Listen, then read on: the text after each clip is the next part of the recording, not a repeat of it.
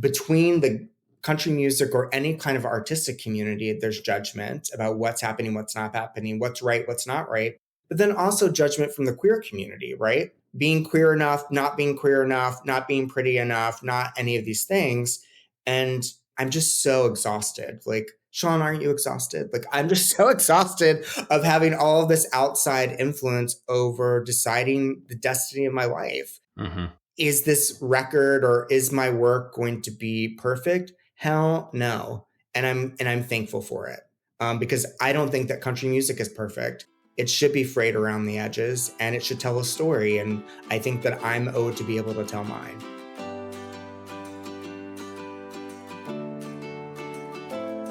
I've said this before on Deep Dive, and I'm going to say it again. I think that our individual stories are so incredibly important. They are the strongest indicators of who we are as unique individuals, but they are also the threads that bind us all together. And it's easy, it's tempting, especially in mediums such as this, a podcast, but also on social media when we have limited time and space to say something, forcing us to truncate our lives and experiences into a finite and tiny number of characters. It's easy to cut away any part of a story that doesn't get directly and immediately at the heart of something. And when we do that, I think we, perhaps unintentionally, remove parts of people's lives that are actually integral to their story, to their evolution, to their importance, to their completeness. Instead, the totality of a person is reduced to a post, a tweet, the edited answer to a single question. And it allows us all to see people through one very simple lens. And the effect of this is to dehumanize people. That the sum of who we are is one moment of time in our lives, is one sentence, one response, one action. And I think it's crazy making because we are all more complicated than that. As my guest today and I discuss, we are heroes and villains at the same time. We exist in the gray. I'm telling you this because one of my goals for this podcast from the outset was to provide a space to let people be their meandering selves, tell their stories in their own words, through their own lens, as messy or organized as they would like it to be, in the hopes that in doing so, we can reconnect with some of our shared humanity that I think, frankly, is getting lost in our social media, instant gratification, 24-hour connection lives, and at great expense. I think today's episode is the closest yet that I've gotten to that goal. So in the first season of Deep Dive, I interviewed Dr. Peter Chapelle about the history of country music and how it evolved into such a conservative space that is aggressively exclusive of queer folks and folks of color, and also women. And that conversation sparked a personal interest of mine to dive a bit deeper into this topic, to talk to some of these folks that don't fit into the dominant country music culture that are nonetheless playing in that sandbox, to hear their stories from their perspective, not just their experience making country music and working in the industry as outsiders, challenges and rewards, but also where they come from, what their formative years were like, and what motivates them to do what they do. Make music in an industry that can be hostile to them based on who they are. This episode is one product of that adventure. Today, Veterans Day, I'm talking to Soda Canter, veteran of the United States Marine Corps and a gay country musician and writer out of Wilmington, North Carolina. He's currently working on a short story series about a small river community called Morgantown Blues, which he mentions in our conversation, and on a debut country music album with guitarist Josh Youse. The first half of our conversation is really focused on Soda's formative years, the backdrop to his life, his surroundings, his town, his family, his education, and some trauma. In the second half, we talk about how this has all contributed to his artistry, his music, and his writing. And we talk about the country music industry, where it fails to live up to the values of its own origin, a music for all people, created by all kinds of people from all kinds of places, and also where it really shines and how supportive it can be. If you like this episode or any episode, please feel free to give it a like on your favorite podcast platform and or subscribe to the podcast on YouTube. And as always, if you have any thoughts, questions, or comments, please feel free to email me at deepdivewithsean@gmail.com. Let's do a deep dive.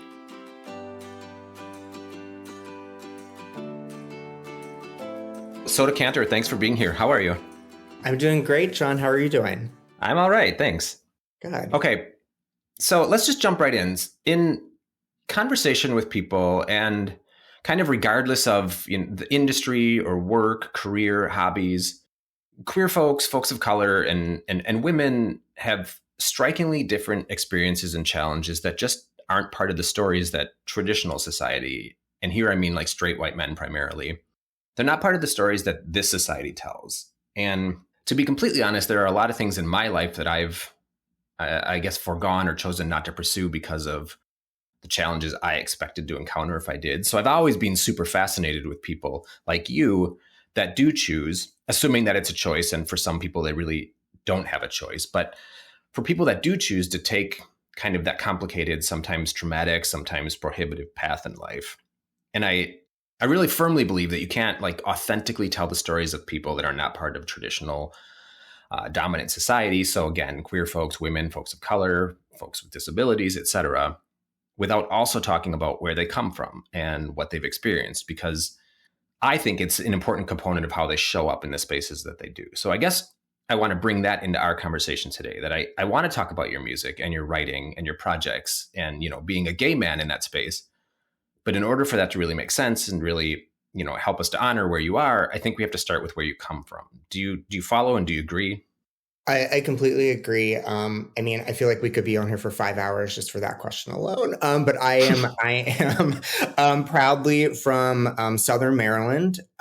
Maryland, I like to lovingly call like the state that nobody wants. Like the North won't retain us, and the South will definitely not retain us. And it's a weird and historical and interesting space of different communities across kind of a tiny state. I grew up like in St. Mary's and Charles County proper, which is really like waterlocked in many ways. Like so, Chesapeake Bay and Potomac River. My parents specifically, because I think that this is a really important part of my story, and I've been doing a lot of reflection on it, is that my dad's side was kind of Bible thumpers. He was the youngest of 11 and the baby of the family. And my grandfather, who I never actually got to meet, but he was like a Southern Baptist Pentecostal preacher that took his family all across the Delmarva area, starting churches. My mom's side of the family were more a little bit different across the tracks. A lot of prison time. Her father specifically and her brother, but also other family members. And that extended family worked on the water. So they were shrimpers and crabbers and very much like proudly like blue collar. Although I like to call it salt collar. For me, like growing up in that household in Maryland, like I was the only child for a little while. My brother actually like died in infancy, but my parents, like baby of the family, my mom was kind of the glue of the family when her father went to prison for like 25 years. I actually didn't even know he existed until I was 13. And I think that there was always that struggle within both of them of trying to prove themselves that they were better than or trying to get noticed by their family members. My dad's side of the family hated my mom because of where she was from. My mom obviously hated them. My dad trying to prove that he was the best sibling of all, which, none of it works out. And so I think for me, growing up in that household, they were complicated, as most parents are, but I also think that they did their best to provide for me. I think, looking back, I'm looking in my early 40s now and looking back in that space, I had a very small town upbringing as a gay boy growing up that was a little bit left of center, a little bit different. It was complicated, and I think that early on, my parents specifically struggled with that of like what to do with me, And I think that there was always these sets of rules. I think that they tried to follow for themselves, but also for me of who I should be, what I should do. And I mean, the big fucking thing, right, was get out of this town. Like you're going to go to college. Our family was not, most of them didn't graduate middle school or high school. So like for me to go to college was like a really big deal. Mhm. But, my parents, with those kind of sets of internal struggles, right around when I was 5 or 6, I was molested by a babysitter that lived in a neighboring space.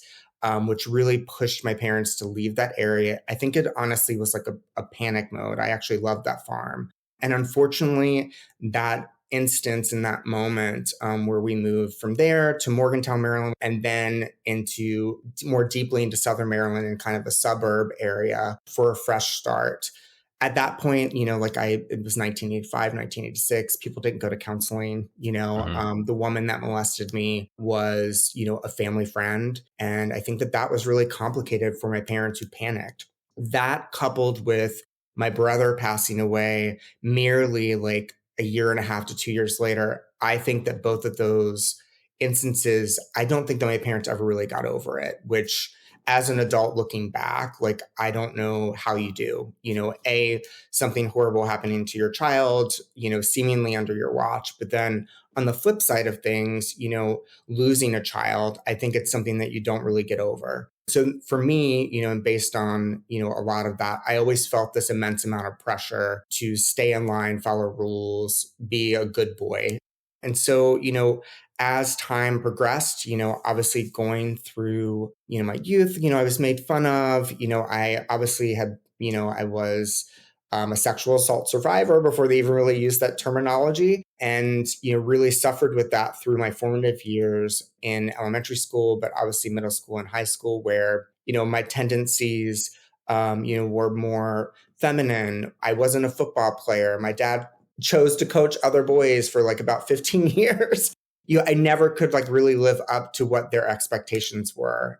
I had probably the standard high school experiences of being gay, but not really understanding how to identify that or to talk about it. Obviously, it was something I would never talk about. But going to school and getting away from them, even though it was DC and Southern Maryland, which could have been like, 50 hours apart from each other, a mere hour and a half, like, I think that going to school really changed everything. But it also really didn't. I don't want to really give Georgetown credit. You mean university? Yeah. Yeah. I do think that being away from under the rules and expectations, I was able to explore more, especially my sexuality, but also dream a little bit more about what my life could look like. And I think that you change, obviously, when you leave home and you come back, you're not the same person, regardless of what occupation that you do, because you're going into adulthood. And I think my parents really struggled with that.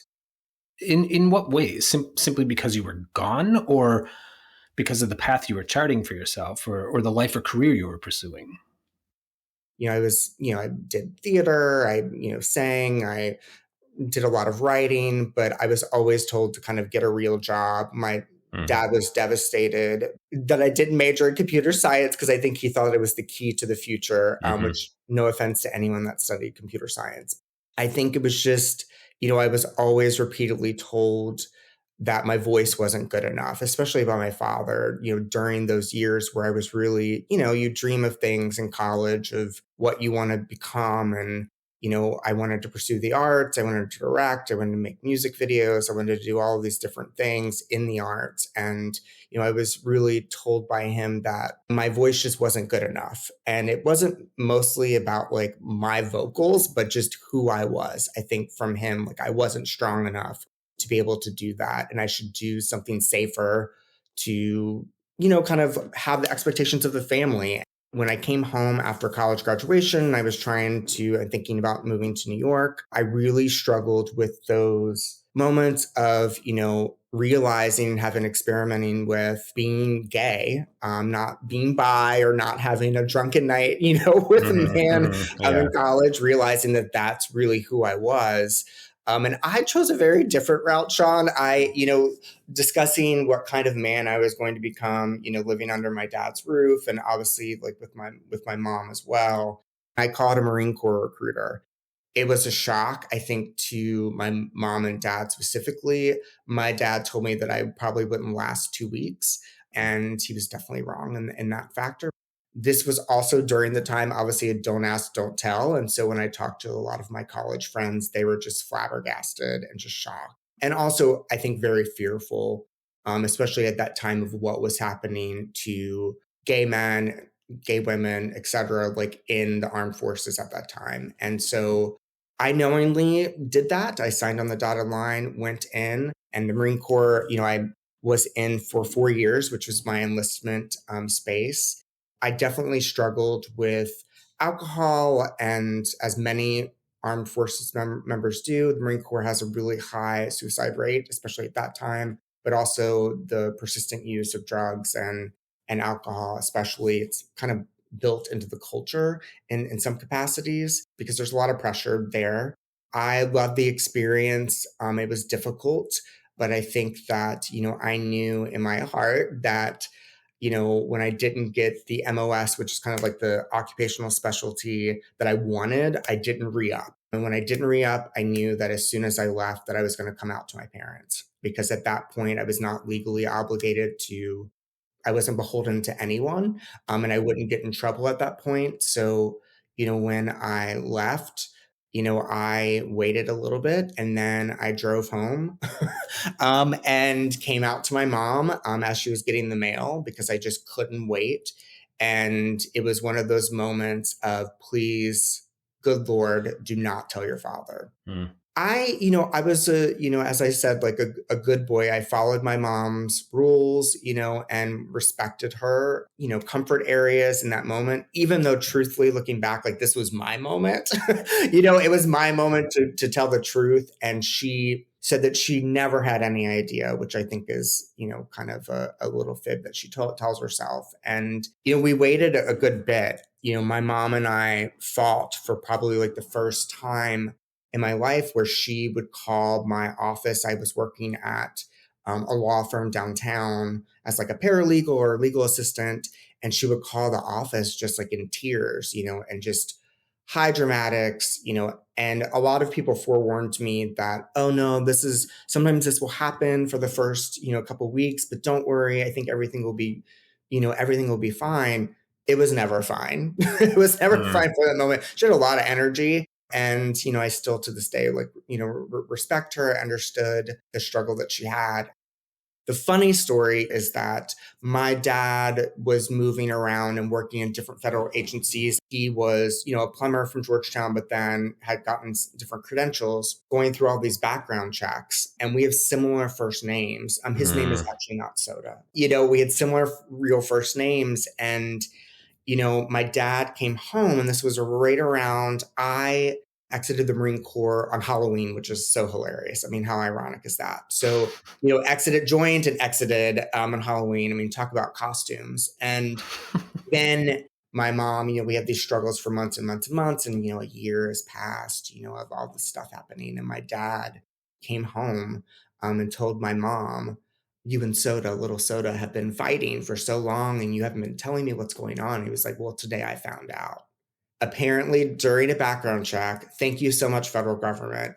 During a background check, my dad got called into question that he was living a double life because they had Oh all of these no. receipts from gay bars, from JRs, which I frequented way too much because I love that power hour. $7 all you can drink. Oh my gosh, that doesn't even exist anymore. And finding out that way, which is so hilarious to me now, and honestly just so fitting for my family. My dad was mortified and had to tell the guy. I mean, his security clearance went through fine, but because he's like, that's actually not me, that's my son, which I have a lot to talk with him about.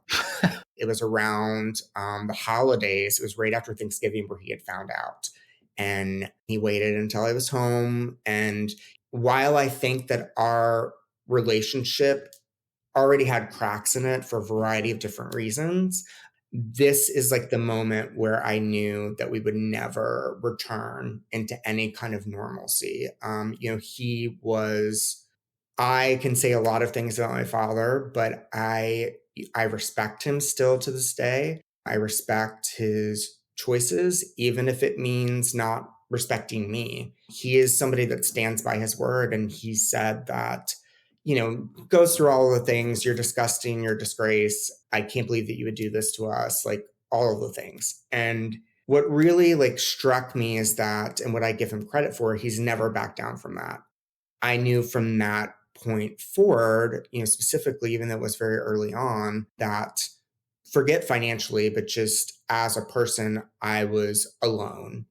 Mind you, at that point, like relatives have come home from like killing people that they've served like decades long, prison sentences. They are coked out, they're on oxy, all of these things. They've killed people, drunk driving, all of these horrible things. But me, veteran, gay, went to college.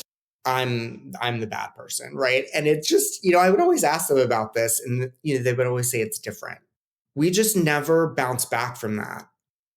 Let me ask though. So, I mean, I'm kind of struck by this story for two almost divergent reasons. One is, and this is not to take away from anybody's story, but I find it fascinating that folks that grow up outside of kind of dominant society often have very similar kind of structure to their story. The circumstances might be different, the elements themselves might be different. And the second is, I was thinking about my own experience and how similar in many ways it is. Also very different, but how similar. And I think I expected you to say that your family eventually kind of came around, maybe begrudgingly. And I'm wondering, so you say that you chose to cut ties or cut ties with your family. One, is that true today? And then two, if you see this all through a different lens in your 40s than you did in your early 20s? I love that question. I think I have more forgiveness. And I think that there's probably parts of this that I'm glossing over, because what I find now is that like in my 20s and 30s, my mom at that time too had her own health and mental health issues. There was heavy pill addiction based on a lot of legitimate health concerns. What they never got past is that coming home meant that the rules were, you are always welcome here, but your life is not welcome here. And I could skirt around that early on when you're younger and try to, we talked about the weather and how my job was going. But as things progressed, especially with both of them, I think with mental health concerns, we just started to really drift. I would get irate phone calls from my mom. Those are the things that never really quite stopped, where it became more volatile over time. I'm married now. And, I think that going through that journey and different relationships, I felt I couldn't imagine, right, in my life where I'm married, if I do not have children, but if I did, how can I still go back to this space of people that are cruel in different capacities and lashing out at me? Through all the dramatics of my 20s and 30s, I think it got old, but for me, it was a constant struggle of how do I repair this? How do I please them? But how do I actually please myself? And so looking back at it now, they had to make the decisions that were best for them. And I think that they did do their best to understand that. But I firmly do believe, like, apart from the gay part of my life, I just really believe now that looking back, I just think that we never really knew each other. I think that there were always these different facades, and not just the gay part, but while I think that my parents loved me in different ways and in their own way, I don't think they fundamentally liked me as a person. And especially from my 20s on, I had different expectations for my life. And it's not because I'm saying, oh, I left town and I went to schools and I did all of these things and I'm better than, because that's not the case. I just think that I changed in ways apart from being gay that they were not able to understand or accept. I think I had different ethics and different understandings of the world than what they did. And I don't disrespect their views or what, I mean, my dad is one of the individuals that had a rebel flag flying from beyond, like his pickup truck. And that was my norm growing up. Like I had no idea, that is the kind of dynamic that I was dealing with. And so when I, was engaged and got married, et cetera, like, and they couldn't even be a part of that, how could I possibly be successful in this next phase of my life with having that kind of weight? So, I definitely hear you. I think with boundaries, I just think that they always repeatedly broke them. I'm trying to be careful because, people love to, they're villains, they're horrible. And listen, I could be here for 10 more hours, going through voicemail messages and discussing the horrible things that they've said. But I could also share the horrible things that I've said, right? Mm-hmm. As like defense, as like defense mechanisms are in place. But I think that for them, like it just wasn't meant to be. And I think I'm at peace with that now. And but I still respect them. I respect their choices because those are their lives to live. It's not mine, and I chose differently. So I'm thinking about my own experience, which is very different. My relationship with my family is much more, and I think you said this as well, is in end is much more related to something different than my sexuality. My sexuality played a role, I think, at some point, and maybe I made that a bigger issue in my mind in my late teens and early 20s than it actually was. I actually think that me coming out to my family was a battle that they waved the white flag on a long time ago. Mhm. Has not been an issue since, but the war was a much bigger. It's not that I'm the hero of the story. I think something that I've come to realize as I've gotten older is that like my family played villainous roles at times and I played villainous roles at times. But in my 20s, it was much more passionate in that, my family was much more important, as it should be when you're in your formative years, to me. And I couldn't imagine what life would look like if they played a smaller role. And Mhm. so any type of conflict with my family felt existential. Yes. And I reacted like it was. Now I am able to, as you said, be more forgiving, but that doesn't mean also be forgiving and then enter back into the lion's den. So I can really respect when you say that, you've established boundaries and then you're forward looking, because I definitely have a lot of people in my life that have very contentious relationships with their family and cannot establish boundaries. And then, for lack of a better way of saying it, complain about their families or spend a week with their families and then talk about how they just gave away a vacation, a week of their life, and how horrible it was. And then they're going to do it again next year. I know. I mean, it's like break the cycle. Please do not go to the Outer Banks if like you're going to call me crying. Right. And it's usually over because somebody ordered the wrong appetizer, and then it like evolves. It's a snowball. Yeah. It goes into some, and I get it. I mean, it's all families are complicated, all stories. Everyone has trauma. There's no one on the planet that hasn't been touched by some kind of traumatic event or series of traumatic events or have had difficult parts of their lives. And, I think that this is just my story, but I love what you just said is that I mean, I am certainly a villain, right? And I've certainly been wrong. And I wish that in parts I had led firmly a little bit more of grace. And I wish I truthfully had like let go sooner than what I did, knowing that we would have ended up here anyway. Mm-hmm. I don't see it as waste of time. I definitely certainly don't live my life with so many regrets. But I think that what others in my life have sometimes struggled with is that things at different points or achievements or disappointments were always compounded by that, right? Like I put a lot of pressure as an individual to achieve things on my own. And when, there would be a fight with a friend or a fight with, the series of horrible boyfriends. I mean, that's a whole nother series, Sean, that we should talk about. But like, but that's also because I was just seeking, looking for love in all the wrong places. But I think that it's because I desperately did want to I wanted to be loved, right? And I think that not being loved, I think we want to find that area of comfort. And so people never really quite got that. I think it was easy for people to put labels on. Oh my gosh, well, you're just so dramatic about that. I'm like, I don't understand why that matters to you. And I'm like, it's because I've risked everything, and I've given up parts, right? And it doesn't make me, like you said, like I'm not a hero. Like, and I'm not a saint, certainly. I'm a proud sinner, but I think that for me, I just didn't want to disappoint myself in the end. I don't think that I have, but I think that others don't really get when you're by yourself what that feels like to not have that level of support. So that all being said, that's a backdrop to maybe a pivot to what you are doing now. And so there's a strong country flavor to your music. And I think is it fair to say kind of right from that space?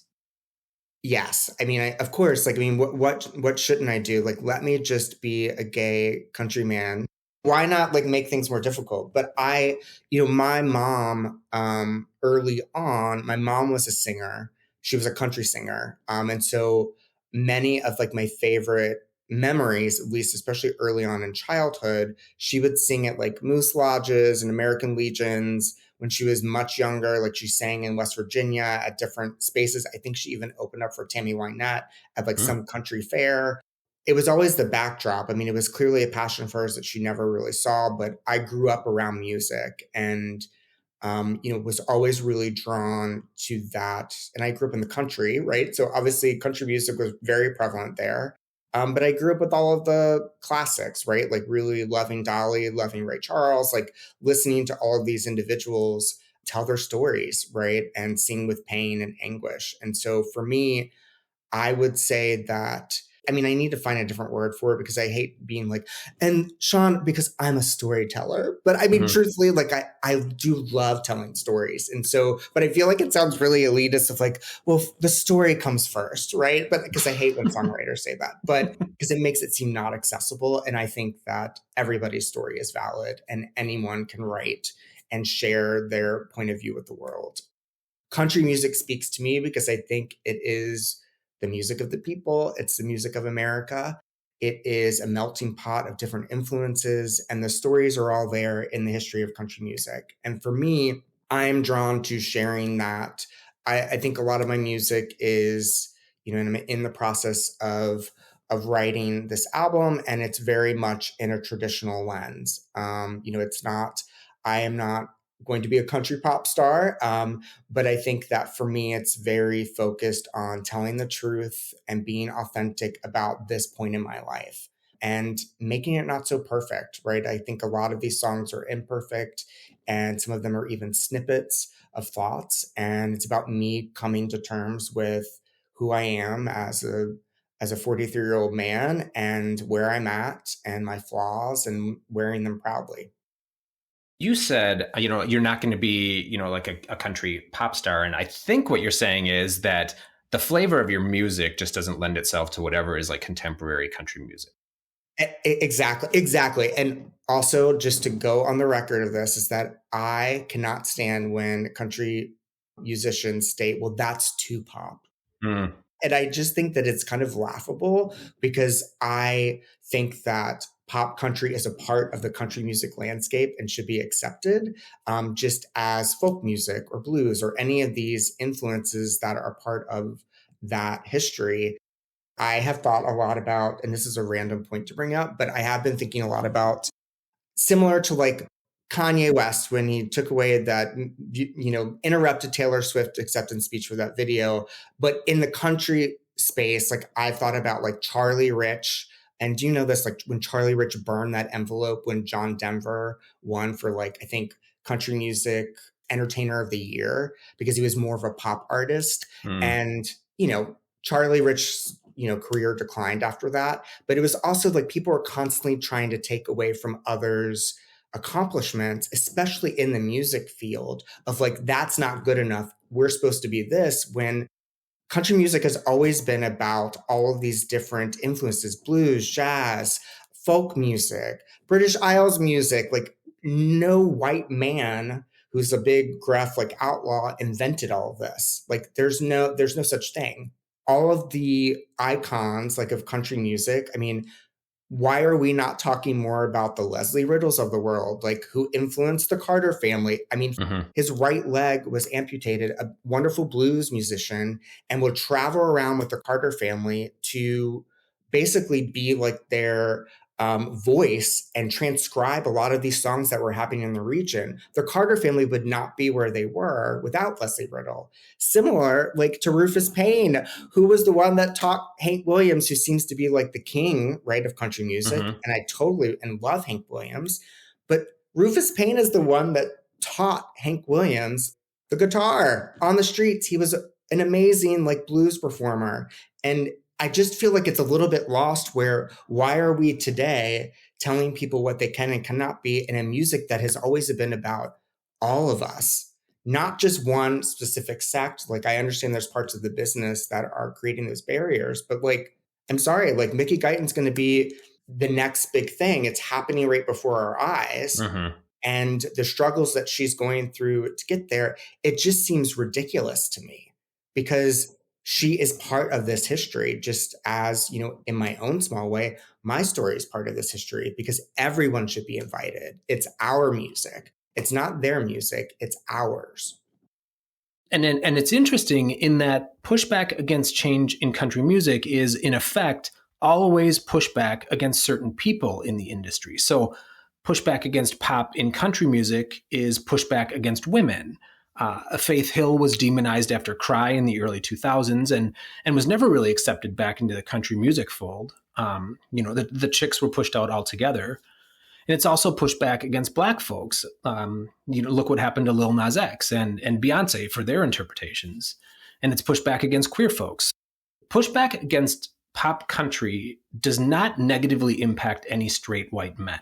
Yeah, I mean, it's from my perspective, it's all there. Like obviously ignorant for a variety of reasons, but I do think this kind of like good old boy network is not being respectful of the actual history. Like we're not making this up. Like it's not like, Right. oh, but there needs to be more representation. I'm like, that is because country music should be representing all different facets of life because it is drawn from the nation's, like history and where we are as a society, which means everyone.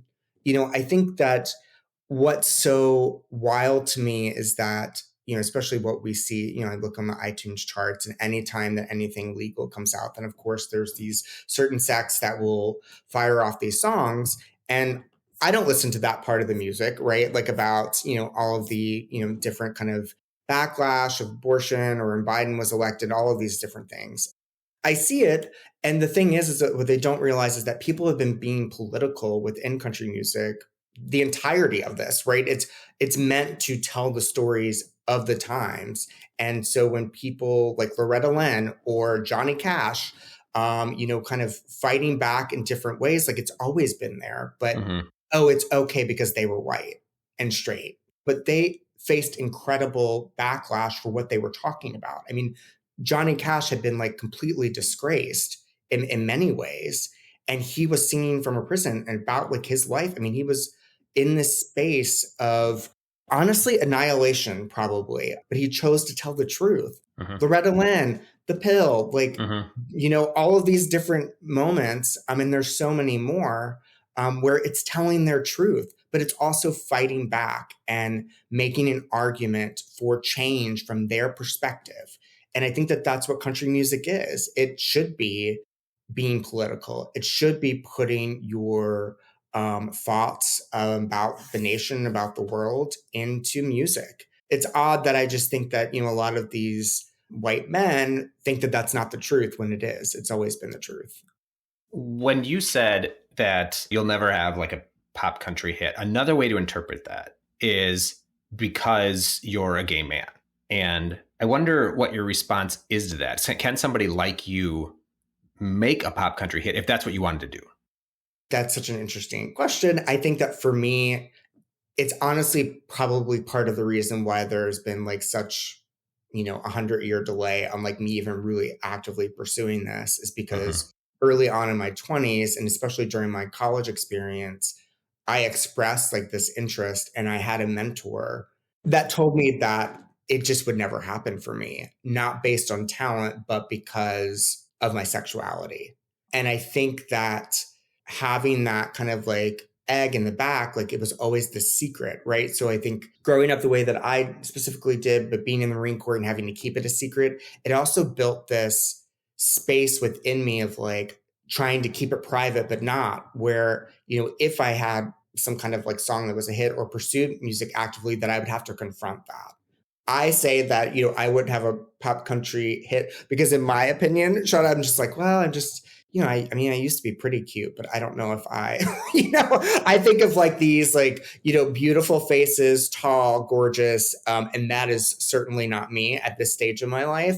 So that's probably what I mean. But no, I do think that, for gay individuals specifically, there's like a split between kind of more underground, like queer country that's happening, which I don't always like love that term, but and then also country music artists who have had reasonable success, who then came out and are doing okay because of that, because people are being supportive. But Hmm. you're right, like there hasn't been like a big country icon that I'm hearing on the radio or that is certainly within the top 20 on the Billboard charts. Do I think it's possible? I mean, I hope that in my lifetime that it is. I would love to see it and would support it. I am hoping that people like Paisley Fields, especially with the most recent record, Limp Wrist, watching people like that, watching people like Hmm. Orville Peck, who has definitely become a slightly more mainstream, Yeah. but it's still not quite there. Like there's not even, I mean, he even partnered with Shania Twain for a Yeah. duet. Where Yeah. was that in the Billboard? You know what I mean? Like it's like people still can't accept it. And he's wearing chaps all the time. Like look how masculine he looks, right? Like I just think that it's ridiculous to watch this happen. But I have such hope with the artistry that's coming out. Paisley Fields, Mercy Bell, some of these queer artists are just, I mean, killing it. And honestly, in my opinion, more outlaw and more dangerous, than many of the contemporaries that are happening right now. I Hmm. don't believe like the Morgan Wallens or the Jason Aldeans or all these space, like they're not outlaws. Like if you want to go back to traditionalism, like look at Paisley Fields. There's not been a more defiant country music record in years. Limp Wrist is a revelation, and also looking at the work that Mercy Bell is doing. It's amazing. Like her Golden Child album that I also wrote a review about, but I'm a huge fan. She's really pushing the envelope in ways, and I think they're writing music that deserves to be heard. I think this is a really good point, and I'm glad you make it because folks like, and I'll just mention Jason Aldean, but like folks in that same mold that try to position themselves as outlaws. I'm always fascinated by that because you're actually not doing anything new. You're not doing anything creative. You're not doing anything that challenges the existing hegemonic structure. You're just doing exactly what you would expect from an angry straight white guy. Yes. They're trying to present that as being somewhat a challenge either to existing social structure or that they're outlaws within the industry, and they're absolutely behaving how I would expect them to behave. There's nothing challenging to their character. There's nothing character building. There's nothing threatening to their career in doing it. On the flip side of that, I think people like you and and the folks that you mentioned and women in the industry, these are the folks that I think are actually climbing mountains and doing something significant, because nobody goes into the industry. I don't care what they say. Nobody goes into any entertainment industry saying like, I really want to be an artist and I don't care if I'm poor the rest of my life. Everybody hopes to make some money out of it, right? At least make Mm-hmm. a living out of it. And folks like you in doing this are saying, I'm taking a huge risk because my path to get there is unforged, right? Like I don't know how to get there. Folks like Jason Aldean maybe are taking a risk, but it is nothing like the risk that like you're taking because they have a well-worn path that they can follow. They know what the formula is. And so I'm wondering, like, how do you kind of square this, knowing that it is a risk, right? Yeah. I think I'm just at the point in my life where I don't feel like I have anything to lose. I'm tired of being at the point where I have tried to ask for permission to do something or wanting someone to tell me, but you are so talented, you should do this. Or, oh yes, like, but maybe if you could just try this way of doing this. Like, I just really want to be myself. And I feel personally called to experience this. If I were to just be able to, which I will, but like record this album, record the other album that's already like in the works, finish this book of stories, do these things. Like, I just want to be in that creative process. And I'm so tired and exhausted of trying to talk myself out of it. Country music is my music. And I'm tired of people telling me, as a veteran, as all of these different points in my life, what I can and can't do. Even when I share songs with different songwriters, I actually don't even do it anymore because I'm going to structure music the way that I want to structure music. I'm going to have the guitar sound the way that I want it to sound. I'm not listening to anything, begging, okay, well, Carrie Underwood did this great thing, so I'm going to try to like piggyback like on this to get Hmm. in. No, I'm not doing that. Like I want to be an artist that is creating for the sheer joy and act of creating instead of listening to the outside world. I make it sound really like holy or, oh my gosh, well, what a triumph. It's really not. It's a huge struggle. It's difficult for me to not judge every facet. And I just did it in this conversation, right? Like between the country music or any kind of artistic community, there's judgment about what's happening, what's not happening, what's right, what's not right. But then also judgment from the queer community, right? Being queer enough, not being queer enough, not being pretty enough, not any of these things. And I'm just so exhausted. Like, Sean, aren't you exhausted? Like, I'm just so exhausted of having all of this outside influence over deciding the destiny of my life. Hmm. Is this record or is my work going to be perfect? Hell no. And I'm thankful for it. Because I don't think that country music is perfect. It should be frayed around the edges and it should tell a story. And I think that I'm owed to be able to tell mine. We have spent a lot of time talking about some of the challenges and pitfalls in the country music industry. But that being said, I love country music. You're in the industry itself. So, it has some redeeming qualities. So, my question is, have you found support for what you're doing in the country music industry? And if so, where is it coming from and what does it look like? I think from the most special places. First, I have my own songwriting network, Sarah Trunzo, who is an amazing singer songwriter in Maine and Nashville properly.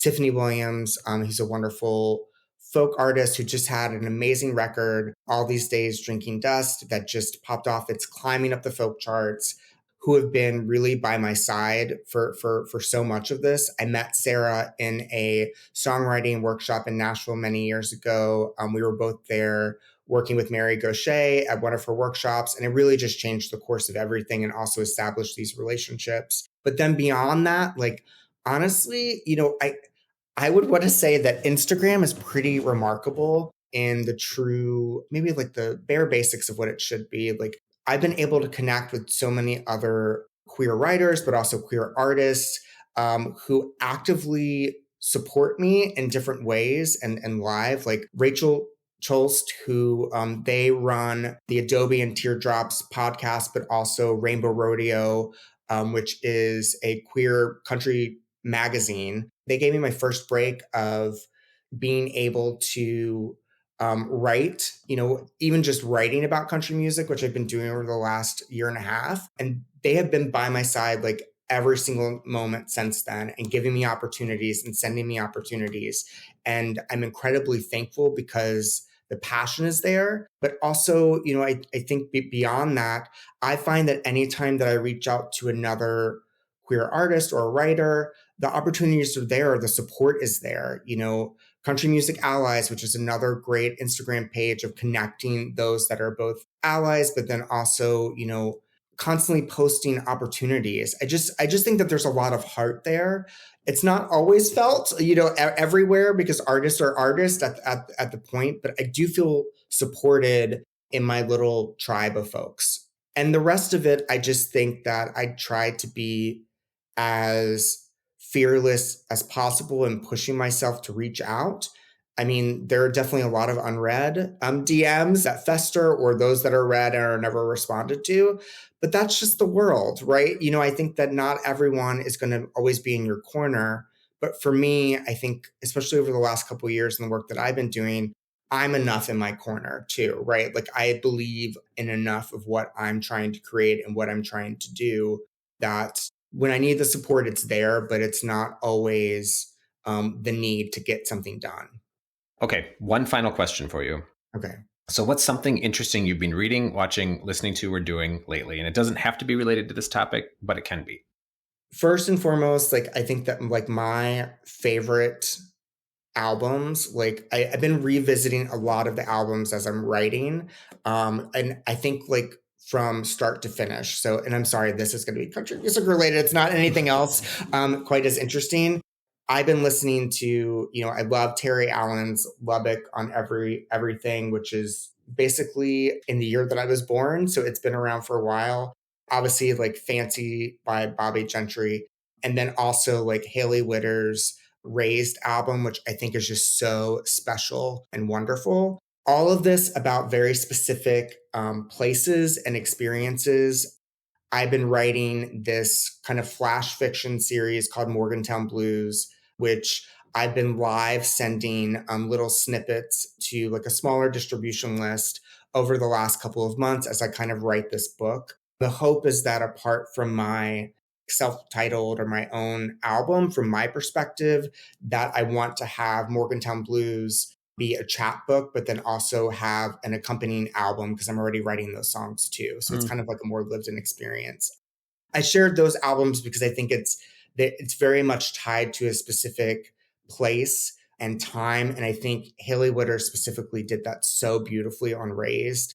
I don't think it quite got the radio traction that it really deserves, but it's a phenomenal album and does justice to her own small town living. And I think that that's what I'm trying to do with Morgantown Blues.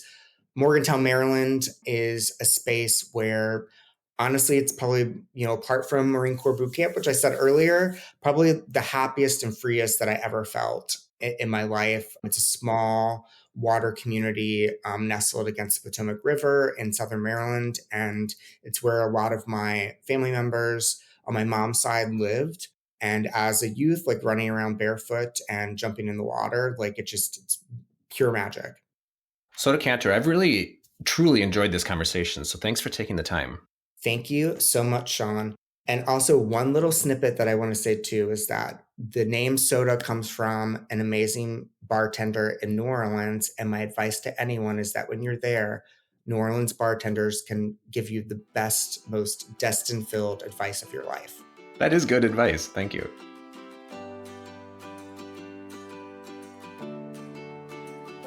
Country music, perhaps like life, is very complicated.